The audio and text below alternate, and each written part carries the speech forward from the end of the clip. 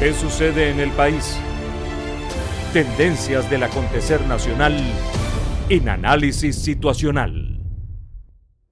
Según los estudios de Interlaces, 91% de los venezolanos considera que el petróleo es un tema muy importante, crucial para la vida del país. 76% rechaza la privatización de PDVSA. Entonces, ¿por qué el petróleo no está en la actual agenda política? ¿Por qué cayeron los precios tan dramáticamente? ¿Es posible una recuperación de los precios en el futuro cercano? ¿Cuál es nuestro porvenir petrolero? ¿Es posible superar el rentismo? Esta es la situación que analizaremos a continuación. Soy Oscar Chemmel y les doy la bienvenida a este nuevo análisis situacional. Hoy nos acompaña Carlos Mendoza Potelá, profesor de pregrado y posgrado en Economía Petrolera desde hace 40 años. Fue embajador en Rusia y Arabia Saudita. También fue director de PDVSA. Actualmente se desempeña como asesor del Banco Central de Venezuela y es director de su revista BCB. Bienvenido. Muchas gracias por la invitación. ¿Por qué cayeron tan dramáticamente los precios petroleros? Ya sabemos que por desaceleración de la economía mundial, sobreoferta petrolera, especulación financiera, pero quisiera concentrarme en las variables geopolíticas. Claro. Estados Unidos es el mayor consumidor de petróleo del mundo. Simultáneamente había sido el mayor productor, pero su producción comenzó a caer y llegó en 2006-2007 a un mínimo de 6 millones de barriles diarios.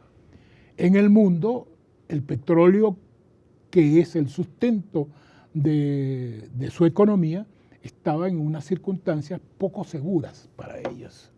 Y entonces comenzó una política de seguridad energética basada en movimientos estratégicos que tienen que ver con la destrucción de Irak, con la destrucción de Libia, que tienen que ver con el acoso a países petroleros y que tienen que ver, desde luego, con la política de desarrollo de yacimientos petroleros muy costosos al calor de los altos precios, que es las llamadas lutitas, o identificados por el método de extracción, se llaman del fracking, que le permitieron recuperar, estando los precios, los niveles de producción de las lutitas crecieron en muy poco tiempo 4 millones de barriles diarios y llevar la producción interna a 10 millones. ¿Por qué acabar con la producción en Irak y Libia? Acabarla no,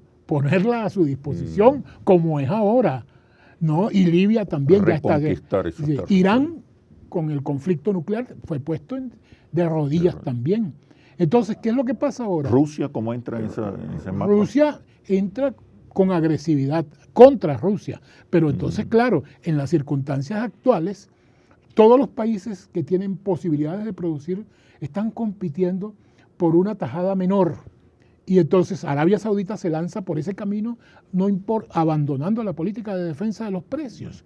Y Irán, que estaba sancionado por la cuestión nuclear, llega a un arreglo contra la pared en unas condiciones críticas de su economía y dice, no, yo voy a producir hasta volver a la cuota que tenía antes de las sanciones.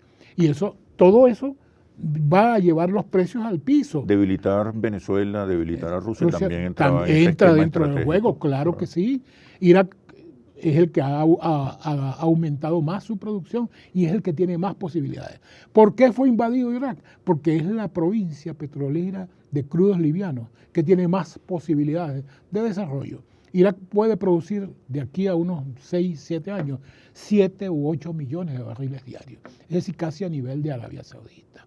Libia, que está ahorita en guerra, que fue destruido y cosas por el estilo, va a producir dentro de poco 3 millones y medio de barriles diarios. El objetivo Irán, finalmente es su seguridad energética. Recuperar la hegemonía. Recuperar la hegemonía y la seguridad energética. Porque esa producción ahora va a estar bajo su control. La de Irak, la de Irán, la de Arabia Saudita, la de Kuwait, la de los Emiratos Árabes. Y si cambia. Y mientras tanto estará también controlando y poniendo en problemas a la producción venezolana y a la producción rusa, que no van a tener otra alternativa sino buscar vías de acuerdos y soluciones con ellos. Okay. Entonces, ¿era posible prever este derrumbe de los precios del petróleo? Pero la respuesta, por favor, cuando regresemos a los comerciales. ¿cómo no? Ya venimos. ¿Qué sucede en el país? Tendencias del acontecer nacional en análisis situacional. ¿Qué sucede en el país? Tendencias del acontecer nacional en análisis situacional. Te preguntaba si era posible prever el derrumbe de los precios del petróleo. Para preverlo había que estar en los puestos de comando que decidían esto. Por el contrario, había una teoría económica que decía que los precios tenían que ser esos bien altos para garantizar la producción futura, que tendría que ser una producción costosa, que tendría que venir de arenas petrolíferas, de aguas profundas, de crudos ácidos de Kazajstán, todo ese tipo de cosas. Y que esos petróleos no se iban a desarrollar si el precio bajaba de $100. Entonces, no porque el costo fuera hoy $100, sino que sería el futuro. Entonces, el precio actual de $100 era el costo marginal de la producción futura. Y no contaban con que se iban a desarrollar y otras producciones.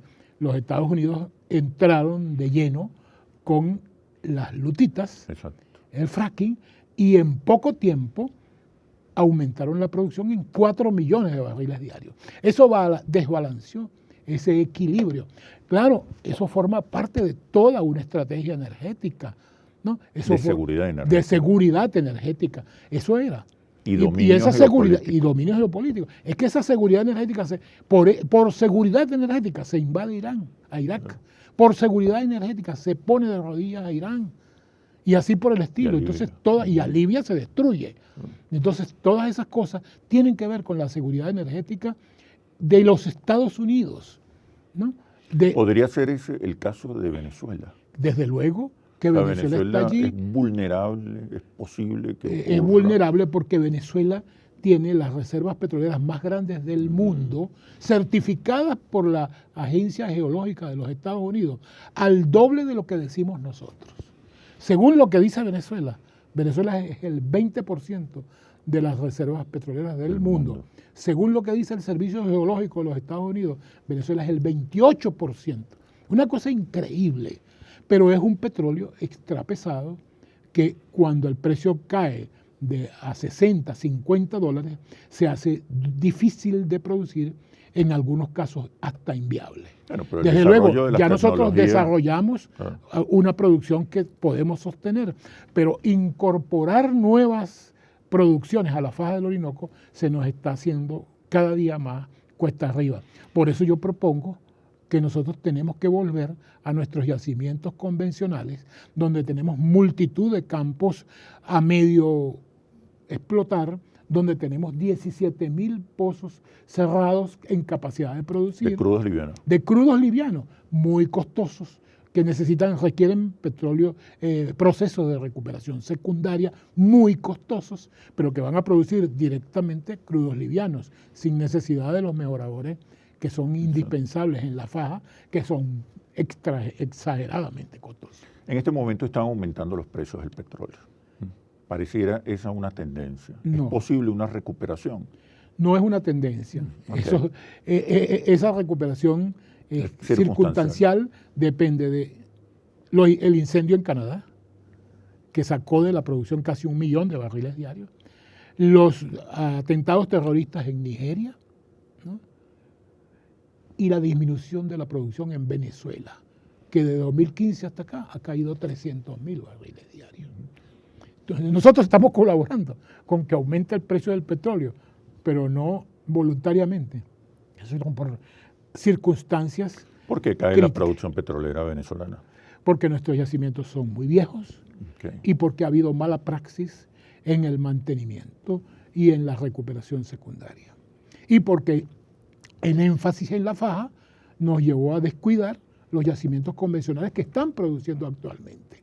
Hay yacimientos que están produciendo a menos de su capacidad y otros que están siendo sobreexplotados, como por ejemplo los campos del Furrial y Santa Bárbara en Monagas. Están siendo sobreexplotados y donde se está produciendo una cantidad, se está desperdiciando una cantidad de gas, acabando con la dinámica interna del pozo y todo ese tipo de cosas. ¿Podemos esperar una recuperación Sí de podemos. los precios a corto plazo? No, de los precios.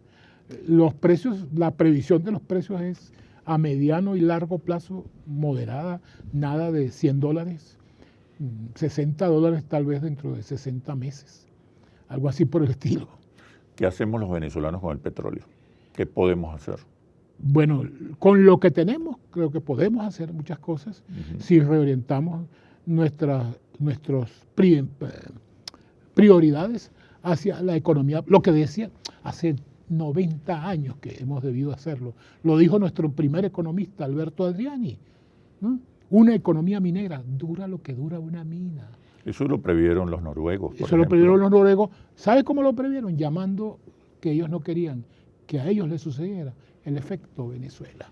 En los años 70 ellos hablaban del efecto Venezuela y crearon pocos años después un fondo de inversiones para dejar el ingreso petrolero fuera de sus actividades productivas normales, para que no se deteriorara la producción naviera, pesquera, forestal y microelectrónica, que son la base del desarrollo industrial y económico noruego. El petróleo se constituye un fondo para las nuevas generaciones, para que cuando Noruega deje de ser. Y de ese petróleo, de ese ingreso, solo entra a Noruega el 4%. Y entonces, y si comienza a distorsionar mucho, no entra. Arabia Saudita va en esa línea, ¿no? Arabia Saudita ahora está planificando que para el 2030 ellos deben tener un fondo de $2 billones, ¿no? Para comenzar a dejar de ser petroleros. Y una economía diversificada. Ya están comenzando en ese sentido. Ellos piensan sacarle cosas verdes al desierto. Piensan industrializar de cualquier otro tipo que no sea petrolero. Es decir, todo el mundo está pensando, como dijo Yamani en el 86, que la edad de piedra no terminó por falta de piedras y la edad del petróleo tampoco va a terminar por falta de petróleo.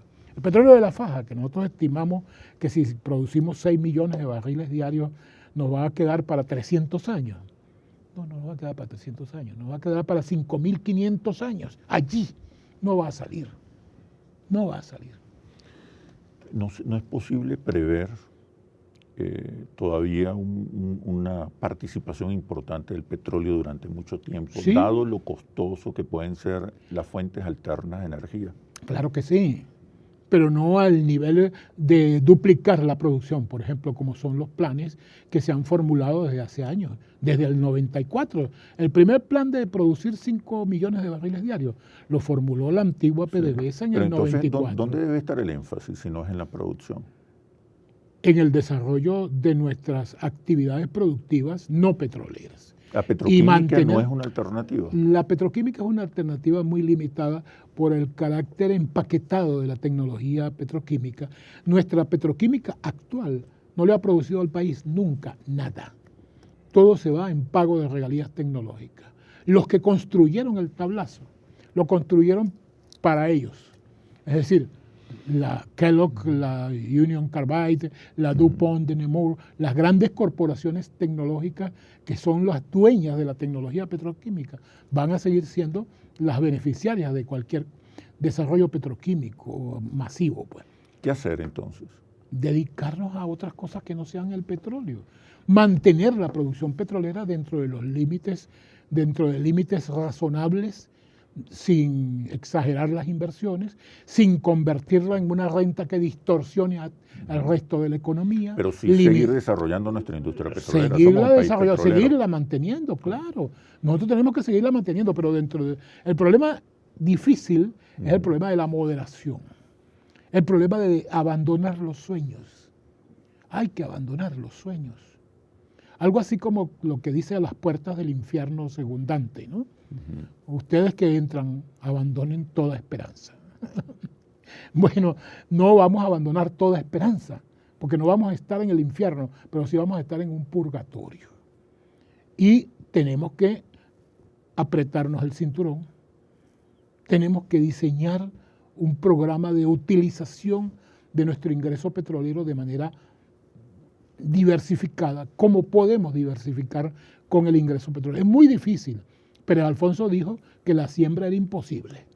La siembra del petróleo, que la pensó Adriani, la divulgó Pérez Uslar Pietri en el año 70, pero Alfonso dijo, mientras contemos con esa inmensa renta externa, que no es producto del trabajo, es producto de una fertilidad especial del suelo, que es poseer petróleo. Y el hecho de que hay un monopolio internacional, ¿no?, que hace que un monopolio natural, pocos países con petróleo, y un monopolio financiero, pocas empresas controlándolo, producen una renta diferencial primero y una renta monopólica después, y eso es lo que permite que un petróleo que cuesta, en el caso más costoso en aquella época, 35 centavos de dólar, era el nuestro, ¿no?, llegue a $4, eso desborda cualquier tasa de la ganancia. Eso es exactamente lo que se llama renta. Hoy en día el costo de producir petróleo en Arabia Saudita, en Kuwait, está por el orden de $4. Un petróleo a $10 y a 40 y a 20 es una inmensa renta. Ahora imagínate lo que significa un petróleo a $100. ¿Qué tipo de renta es esa? El petróleo es crucial para Venezuela. Sí. De hecho, más del 90% de los venezolanos piensa que es el tema más importante, el tema petrolero. Ahora, ese tema está ausente en el debate público, en el debate político, en la agenda de las opciones políticas. ¿Qué debemos hacer? Porque hoy la agenda política está concentrada en la salida de Maduro. Sí. Pero no nos ponemos de acuerdo en una visión de país y de sociedad. Pero la respuesta, por favor, cuando regresemos de los comerciales. Ya venimos. ¿Qué sucede en el país? Tendencias del acontecer nacional en análisis situacional. ¿Qué sucede en el país? Tendencias del acontecer nacional en análisis situacional. El petróleo es un tema crucial para los venezolanos. Buena parte de nuestro presente y nuestro futuro va a depender de lo que hagamos con el petróleo. Pero ese tema no está en la agenda política, no está en la agenda pública del país. ¿Qué está pasando? Ni en la agenda educativa. Esa es una política perfectamente diseñada, promover la ignorancia petrolera. Yo te puedo decir que tengo mi propia experiencia de que en 1989 me quedé sin materia. En todas las universidades del país se eliminaron los estudios de economía petrolera en pregrado. No, eso hay que dejarlo. Siendo un país petrolero. Eso hay que dejárselo a los ingenieros. Entonces, ¿quiénes promueven esa ignorancia petrolera? Lo promueven los grandes poderes internacionales y nacionales para hacer con los ingresos del petróleo lo que ellos quieren y para decidir con quién se asocian o no se asocian. Entonces eso es poder. La información es poder y la información petrolera es una información todavía de mayor poder. En la medida en que yo controle eso e impida que eso sea de dominio público, tengo menos gente que me esté criticando, que me esté diciendo. Entonces, y si le dejamos a los políticos que se maten entre ellos, hablando de sal tú para ponerme yo y déjame a mí el negocio. ¿Qué podríamos hacer primero para superar esa ignorancia petrolera? Bueno, primero tenemos que restituir los estudios de petróleo desde primaria. Claro. Nosotros en el posgrado petrolero asesoramos a la comisión que hizo el programa de cambio de los 6 grados a los 9 grados. Y se escribieron los contenidos de petróleo para 5º y 7º grado de la escuela básica. Y el proyecto fue aprobado menos esas dos cosas. Nadie le interesa que haya conocimiento petrolero básico. Y la materia, incluso la materia que teníamos en la Escuela de Economía, era una materia residual en el último semestre. No se ve economía petrolera. Ya no se ve economía Sí, petrolera. Increíble. No. Y bueno, entonces no hay quien estudie. No se ve economía petrolera, no se ve derecho petrolero, legislación petrolera, que es una cosa básica, pues. Sí. Todo acto económico genera un acto jurídico. Y si nuestra principal economía es petrolera, tenemos que tener legislación petrolera, derecho petrolero y tener conciencia de nuestros derechos nacionales e internacionales vía jurídica. Pues no hay. El último abogado petrolero que yo conozco, que todavía está vivo, fue mi profesor, el que me enseñó algo de legislación petrolera, que está vivo y lo saludo, Álvaro Silva Calderón. Es el único profesor de Derecho Petrolero que queda vivo. Todos los demás desaparecieron. En la Facultad de Derecho cambiaron derecho minero y petrolero por un derecho administrativo. Y entonces se acabó. En la Escuela de Economía cambiaron economía y política petrolera y minera por una cosa que dice problemas económicos de Venezuela. No, y qué impresionante. Bueno, muchísimas gracias, profesor, por este análisis situacional. Gracias a ti por la invitación. Y ahora las conclusiones. Es urgente y necesario construir una visión de país compartida. La crisis de Venezuela no es un problema de chavistas o de opositores. Es un desafío que nos convoca y nos obliga a todos los venezolanos. Se impone el diálogo y la concertación. El país es de todos y lo construimos entre todos. Así culmina este análisis situacional. Los invito a seguirnos por nuestras redes sociales @interlaces y @asituacional o visite nuestro portal interlaces.com. Soy Oscar Chemmel y los espero en un próximo análisis situacional. Hasta pronto. ¿Qué sucede en el país? Tendencias del acontecer nacional en Análisis Situacional.